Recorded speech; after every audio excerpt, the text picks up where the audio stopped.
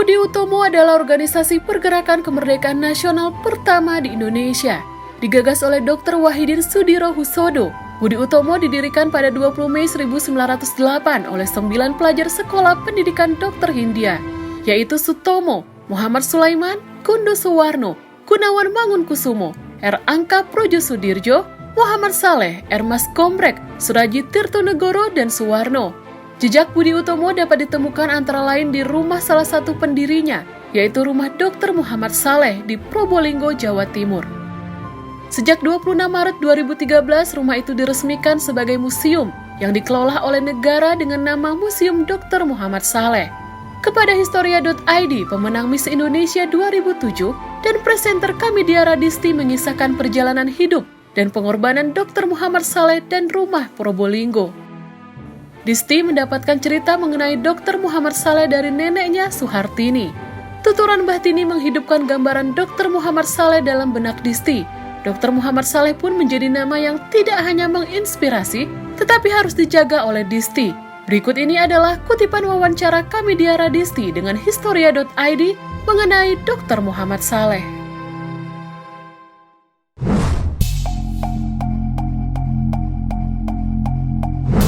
Waduh, banyak sekali ya. Kok pertanyaan nggak ada yang lebih gampang sih? Idola nih pertanyaannya. Bingung ya jawabnya? Oke, saya jawab serius ya. Saya langsung kepikir nama Dr. Muhammad Saleh. Kenapa saya pilih itu? Ya kebetulan saya salah satu turunannya. Bisa dibilang generasi keberapa berarti ya? Generasi keempat. Karena Dr. Muhammad Saleh ini buyut saya. Dan saya bersyukur nama yang tadi saya sebutkan, Dr. Muhammad Saleh, diakui keberadaannya. Bahkan ada patungnya juga di Stovia, itu yang bikin saya bangga. Bikin saya bangga menjadi turunannya Dr. Muhammad Saleh.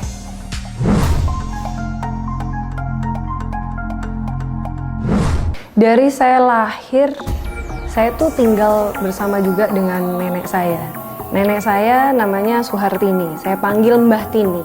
Mbah Tini adalah anak ke-12 dari 12 bersaudara Dr. Muhammad Saleh. Jadi anak bungsu. Anak bungsu perempuan, dan Dr. Muhammad Saleh ini punya anak pertama perempuan. Berikut-berikutnya, 2 sampai dengan 11, laki semua. Ada sih satu perempuan di turunan ke-10 ya, anak ke-10. Itu perempuan tapi sudah wafat di usia 5 tahun saat itu. Jadi ceritanya lengkap sebenarnya saya dapat dari Mbah Tini. Mungkin juga nggak lengkap-lengkap banget ya, tapi saat saya kecil saya bisa merasakan datang ke Probolinggo. Probolinggo ini sekarang udah jadi museum tempatnya, Museum Dr. Muhammad Saleh. Bahkan dulu saat masih jadi rumah, kita datang ke sana dengan segala memorinya, tidak ada yang berubah. Kayak kalau kita datang ke rumah orang zaman dulu tuh jarang ya lihat perabotan yang berubah setiap kali kita datang bertahun-tahun kemudian. Jadi posisi lemari ya di situ. Kemudian saat kita masuk kamar, kasur tuh nggak pernah berubah di situ gitu dipannya. Yang masih selalu nempel ya dalam pikiran saya gitu. Rumah ini nggak cuma besar, tapi tiap kali saya masuk, saya bisa merasakan flashback di era penjajahan dulu gitu. Karena banyak ranjang-ranjang yang saat itu ceritanya ya, banyak pejuang yang datang untuk berobat dan mereka menyebutnya gerilyawan. Mereka nggak sebut dirinya tentara gitu, mereka nggak sebut dirinya pejuang, bahkan saya gerilyawan. Saat mereka mengakui dirinya gerilyawan, langsung masuk ke rumah sakit ini. Mungkin bukan rumah sakit juga ya, rumah berobat ya, karena itu rumah dinas. Terus diobati tanpa harus mengeluarkan biaya apapun, tapi kalau masyarakat datang juga ditangani. Jadi tidak hanya untuk para gerilyawan dan tanpa dipungut biaya gitu. Saya selalu mikir zaman dulu, kok bisa hidup ya? Kok bisa hidup gitu? Bagaimana bisa hidup dengan situasi harus selalu menolong orang? Saya tiap kali masuk ke setiap ruangan yang ada di rumah itu, saya selalu ngebayangin kok bisa bertahan hidup. Beda zaman kan dengan saya waktu sudah lahir ya. Jadi saya mikirnya gimana prosesnya gitu. Maka banyak cerita-cerita dari mbah saya untuk bilang, ya ini namanya rumah tangga.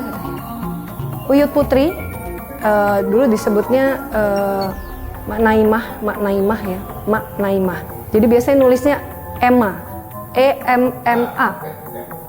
Jadi bukan emak, bukan E-M-A-K. Singkat cerita sebenarnya karena Dokter Saleh ini kan lulusan dari Stovia. Bisa dibilang kalau sekarang kayak lulusan alumni pertama gitu, batch pertamanya. 7 orang, termasuk Budi Utomo, termasuk Dokter Sutomo juga, termasuk Uyut saya. Nah, Dokter Muhammad Saleh ini salah satu anggota dari Budi Utomo. Itu adalah cerita besar yang ada di buku sejarah waktu saya SD. Ada, tapi namanya nggak tertulis. Di antara pendirinya 7 ya kalau nggak salah, pendiri dari Budi Utomo. Dokter Muhammad Saleh tidak tertulis di buku sejarah. Tapi cerita itu nempel sekali di dalam hati saya yang tidak mengecilkan rasa bahwa kok nama Uyut saya nggak ditulis ya. Karena saya lihat langsung keberadaan rumah yang bukan dari segi besar rumahnya ya, tapi nilai yang ada di rumah itu tuh saya bisa rasakan betul gitu bagaimana Uyut nolong orang, bisa selalu bertahan hidup, mengurusi 12 anak ya. Dan semua menjadi anak yang besar sekarang, maksudnya punya nama besar. Contohnya anak ketiga dari Dr. Muhammad Saleh, Abdul Rahman Saleh juga pejuang, bisa dibilangnya pejuang berarti ya. Saat itu membawa pesawat yang saya ingat ya, bawa pesawat dengan tanda palang merah. Kita semua tahu ya, tanda itu berarti nggak boleh ada yang nembakin. Kenyataannya tertembak. Jadi itu juga salah satu kisah yang menurut saya ya mungkin nggak sengaja gitu ya, tapi dalam kondisi perang saya berpikir tidak semudah itu untuk bisa menjadi sosok seperti Abdul Rahman Saleh yang saat ini sudah diabadikan namanya menjadi bandara. Di situ saya pikir tidak mudah loh menghasilkan anak-anak 12 dengan kehidupan jadi dokter tanpa memungut biaya.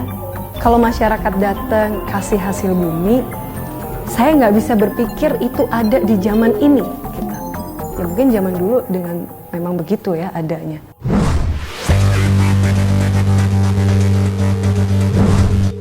Yang saya selalu dapat cerita itu gini, jadi ada fase ya yang bikin Mak Naimah, Uyut Putri itu terpukul sekali.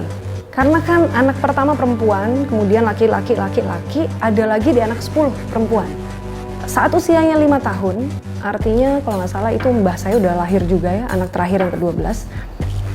Saat usia 5 tahun, namanya juga Tini, sama panggilannya Tini juga sama ya. Sakit tifus dalam kondisi bapaknya sedang mengobati dan nggak kekejar tuh untuk nolong anaknya sendiri sampai wafat. Jadi itu ada fase dimana rasa marah ibu ya kepada ya suaminya gitu. Kamu dokter ya Mak Naimah, kamu dokter tapi nggak bisa nolong anakmu sendiri. Jadi sempat Dokter Saleh juga merasa drop saat itu dan katanya memakan waktu bertahun-tahun yang seperti apa yang kamu harapkan gitu, menolong orang sedangkan anakmu sendiri nggak bisa kamu tolong. Tapi ya jiwa ya, ada jiwa yang terus terpanggil sebagai dokter yang selalu menolong, jadi tidak pernah terbantahkan sampai dengan sekarang. Itu cerita yang juga selalu tertanam ya. Karena zaman dulu beda dengan kita sekarang, sakit datengin dokter. Dokternya dari mana? Kita samperin deh. Kalau bisa kita WhatsApp dulu deh gitu, ada atau enggak. Zaman dulu kan enggak. Dokter yang datengin orang sakit. Jadi dimanapun dengan kondisi yang kendaraan terbatas, sepeda, ini dulu masih ada, waktu itu ada kendaraan, tapi ada beberapa yang juga harus naik sepeda. Nah dalam kondisi itu kan kita bayanginnya, oh iya ya, ritmenya sesulit itu loh ternyata.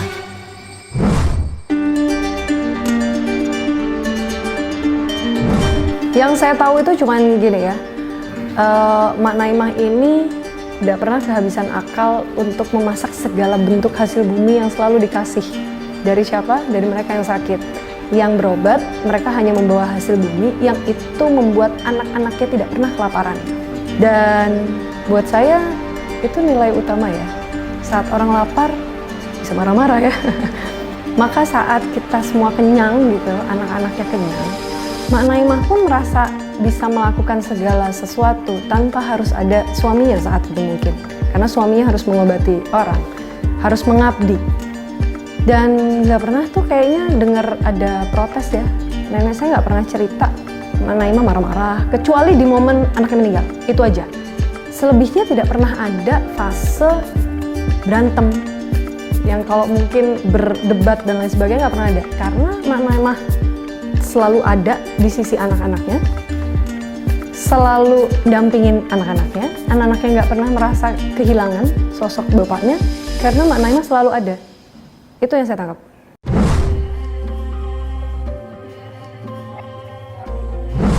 Kalau saya ditanya Dokter Muhammad Saleh, yang pertama kali ada di dalam benak saya adalah rumah yang besar itu. Benar-benar luas ya. Jadi dulu waktu saya datang ke sana, rumahnya sih nggak besar, bangunannya nggak besar. Cuman kayak selalu ada, kayak kita datang ke sini terus ada sebelahnya lagi. Jadi kita datang ke ruang tamu, di sebelahnya tuh ada dulu katanya dipakai untuk berobat. Di situ areanya. Jadi ada ranjang-ranjang yang tersekat-sekat, kayak kita datang ke UGD, tersekat-sekat, itu ada. Dan kalau kita keluar, zaman dulu itu kan nggak ada kamar mandi di dalam rumah, selalu di luar, di halaman. Halamannya luas sekali, dan saya selalu ingat apa? Wah enak ya, kalau ke rumah Probolinggo itu kita pasti pesta duren, pesta mangga. Mangga Probolinggo, durennya juga enak banget, tinggal metik. Jadi itu ada semuanya di halaman belakang. Tapi kan dulu ada sepeda ontel gitu ya, kita bisa naik sepeda itu, masih bagus sepedanya, dan suka dikejar-kejar angsa. Jadi bukan bebek sih, angsa yang warna putih itu angsa ya. Nah, yang suka matokin itu, nyosor ya. Jadi waktu kita sepedahan kan suka boncengan, zaman dulu kan masih bisa yang selalu ada boncengannya. Pasti dikejar-kejar sama angsa dan siap-siap disosor gitu. Kita selalu bilang, awas ya disosor bebek gitu, bilangnya tetap bebek sih. Dah. Nah setiap kali kita muter-muter di halaman yang luas itu selalu diteriakin, ingat ya batasnya cuma boleh main sampai situ, selalu bilangnya sampai situ. Karena di pojokan, kalau kita keluarnya begini ya, di sebelah kanan ujung itu tuh ada ruangan kayak garasi dari kayu, dia ketutup, yang selalu mereka bilangnya gini, awas loh kalau dengar suara-suara dari situ itu bukan orang, selalu ditakut-takutin.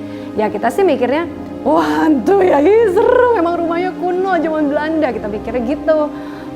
Usut punya usut, ya mungkin beberapa kakek nenek kita tahu ceritanya, tapi nggak pernah disampaikan ke kita.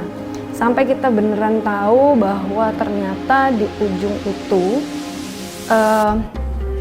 saat kita menyerahkan bangunan ini untuk jadi museum, tempat ini yang tadinya kita sangka garasi itu digali, dibongkar. Menemukan banyak sekali senjata di sana dan tulang belulang. Cukup bikin merinding ya, karena saya nggak pernah lihat wujud dari tempat itu. Tapi nenek saya pernah bilang itu sumur. Hati-hati jangan main sana, kan kita pasti penasaran, kenapa sih mbah? Di situ ada apa sih mbah? Ini ada apa sih mbah? Enggak, itu ada sumur, bahaya, udah lapuk, kan kayunya udah lama, udah lapuk. Kita selalu dibilangnya gitu. Dan nggak pernah juga intip-intip karena gelap. Ya nggak tahu ya, kita belum nyampe situ aja udah takut. Jadi nggak pernah ada rasa untuk, intip yuk, dalamnya ada apa? Enggak gitu, nggak pernah kepikir untuk seperti itu. Karena juga angsanya udah ngikutin mulu ya, jadi takut juga disosor sama angsa. Yang ternyata waktu itu kita semua kaget ya. Hah? Siapa gitu, apa yang ada di situ, kan kita udah pada gede, jadi kita tahu ini apa maksudnya. Ternyata saat boleh ada gerilyawan yang datang, mereka berobat, saat ketahuan mereka adalah mata-mata, mereka selesai di situ aja. di pojokan kanan itu. Aduh, sebenarnya ini hal yang sangat menakutkan ya, tapi kita tahu, oh iya, mata-mata ya, berarti membahayakan ya. Maka kita juga tahu di rumah itu ada bunkernya, lebih dari satu, untuk menyelamatkan, termasuk Dokter Saleh. Jika terjadi sesuatu, sudah dipisah nih, ada beberapa bunker di situ, lebih dari satu, yang pasti saya nggak tahu jumlahnya. Yang satu posisinya saya tahu ada di mana, tapi kita nggak pernah bisa lihat isinya karena rata, hampir ya beneran kayak ubin aja gitu, nggak kelihatan mana area yang harus buka. Jangan-jangan kayak di film-film ya, kita suka mikir pencet dia goyang sendiri gitu loh. Saya mikirnya apakah jangan-jangan di samping tembok ini kalau kita pencet kita bisa tembus kayak pintu Doraemon. Jadi itu tadi ada versi yang tidak tertulis di dalam buku sejarah yang saya bisa dapat di Mbah Tini, nenek saya, anak bungsu dari Dokter Saleh. Bahkan mungkin mereka pernah lihat kondisinya, tapi nggak ada trauma tuh, saat nggak tercipta trauma itu. Jadi saya nggak tahu bagaimana kondisi eksekusinya, apakah tengah malam, apakah subuh, pokoknya seperti nggak ada yang menakutkan bagi anak-anaknya. Hanya bunker itu, oh iya ya, disiapkan untuk saat misalnya Dokter Saleh kena. Waktu itu ada dokter satu lagi juga, oh nggak salah Dokter Sutomo, saya juga nggak tahu persis ya siapa, tapi juga disiapkan bunker. Jadi saat mereka harus masuk ke area itu, mereka akan terselamatkan salah satunya.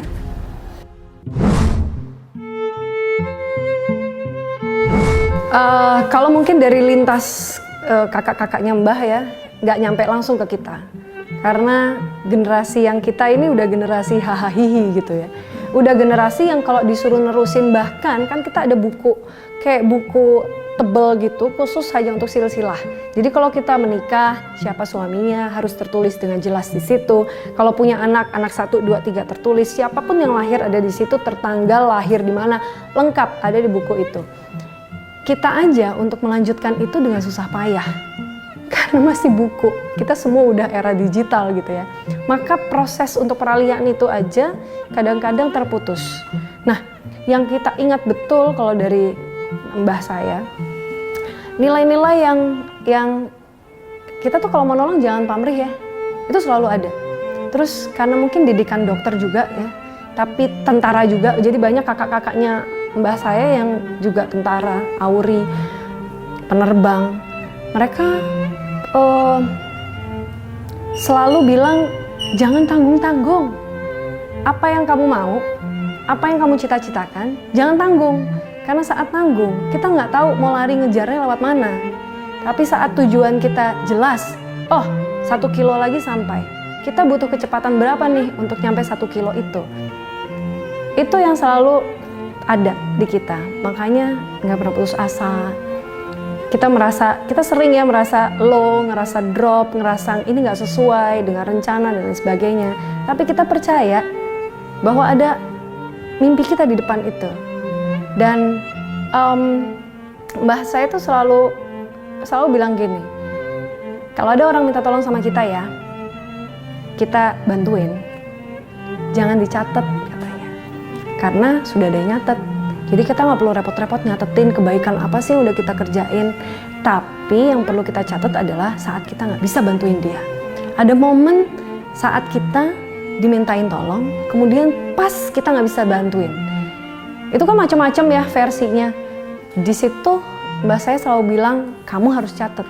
Karena suatu saat kamu ingat, kamu datang ke dia, kamu tolongin. Itu yang sampai sekarang mbah saya udah almarhum selalu ada. Dan sampai sekarang selalu kepake sih. Ilmu itu nggak beda zaman, tapi akan selalu ada.